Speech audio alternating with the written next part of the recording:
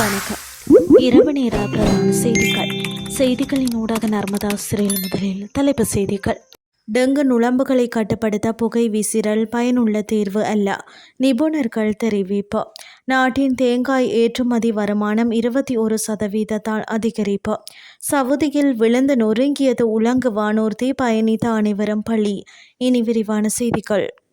Dengue நுளம்புகளை கட்டுப்படுத்துவதற்காக மேற்கொள்ளப்படும் புகை விசிறல் நடவடிக்கை பயனுள்ள தீர்வு இல்லை என சுகாதார பூச்சியியல் நிபுணர்கள் சங்கம் தெரிவித்துள்ளது. கொழும்பில் இன்று நடைபெற்ற ஊடக சந்திப்பில் கருத்து தெரிவித்த அந்த சங்கத்தின் தலைவர் நஜித் சுமனசேன இதனை தெரிவித்துள்ளார். புகை விசிறல் நடவடிக்கை மூலம் சுற்றுச்சூழலுக்கு பாரிய பாதிப்பு ஏற்படுவதாகவும் அவர் சுட்டிக்காட்டியுள்ளார். கடந்த ஆண்டின் முதல் 5 மாதங்களுடன் ஒப்பிடுகையில் இந்த ஆண்டின் அதே காலப்பகுதியில் நாட்டின் தேங்காய் ஏற்றுமதி வருமானம் 21% அதிகரித்துள்ளதாக தெங்கு அபிவிருத்தி அதிகார சபை தெரிவித்துள்ளது. மத்திய கிழக்கு நாடுகளில் நிலவும் மோதல்கள் காரணமாக கடல்வழி போக்குவரத்து பாதைகளில் ஏற்பட்ட தடங்களுக்கு மத்தியிலும் இந்த வருமான அதிகரிப்பு பதிவாகியுள்ளமை குறிப்பிடத்தக்கது. கடல்வழி போக்குவரத்தில் நிலவும் சவால்களை எதிர்கொள்வதற்காக மாற்று ஏற்றுமதி முறைகளை ஏற்றுமதியாளர்கள் கையாண்டமை இந்த வளர்ச்சிக்கு முக்கிய காரணமாக அமைந்துள்ளது.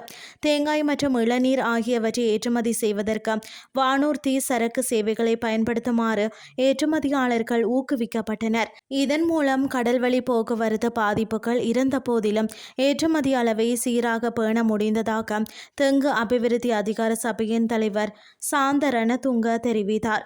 சர்வதேச அளவில் நிலவும் கப்பல் போக்குவரத்து நெருக்கடிகளுக்கு தீர்வாக இவ்வாறான துரித போக்குவரத்து தீர்வுகளை முன்னெடுத்தமை இலங்கையின் தெங்கு ஏற்றுமதி துறையை பாதுகாப்பதில் பெரும் பங்களிப்பை வழங்கியுள்ளது. இனி வெளிநாட்டு செய்திகள். சவுதி அரேபியாவில் உலங்கு வானூர்தி ஒன்று விபத்துக்குள்ளானதில் அதில் பயணித்த அனைவரும் உயிரிழந்துள்ளதாக தகவல் தெரிவிக்கின்றன. சவுதி அராம்கோ எண்ணெய் நிறுவனத்திற்கு சொந்தமான உலங்கு வானூர்தியே இன்று விபத்துக்குள்ளாகியுள்ளது. உலங்கு வானூர்தியில் பயணித்த 14 பேரும் உயிரிழந்தனர். விபத்துக்கான காரணம் இன்னும் தெரியவில்லை. இது குறித்து விசாரணை தொடங்கப்பட்டுள்ளது என்று சவுதி அதிகாரிகள் தெரிவித்தனர்.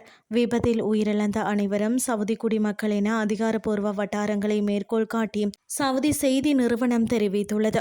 அமெரிக்கா, இஸ்ரேல் மற்றும் ஈரான் இடையே மேற்கு ஆசியாவில் நடந்த போரின் காரணமாக கிட்டத்தட்ட 4 மாதங்களாக நிறுத்தப்பட்டிருந்த கச்சா எண்ணெய் ஏற்றுமதியை அராம்கோ நிறுவனம் வெள்ளிக்கிழமை அன்று தனது ராஸ் தனுரா முனையத்தில் மீண்டும் தொடங்கியது.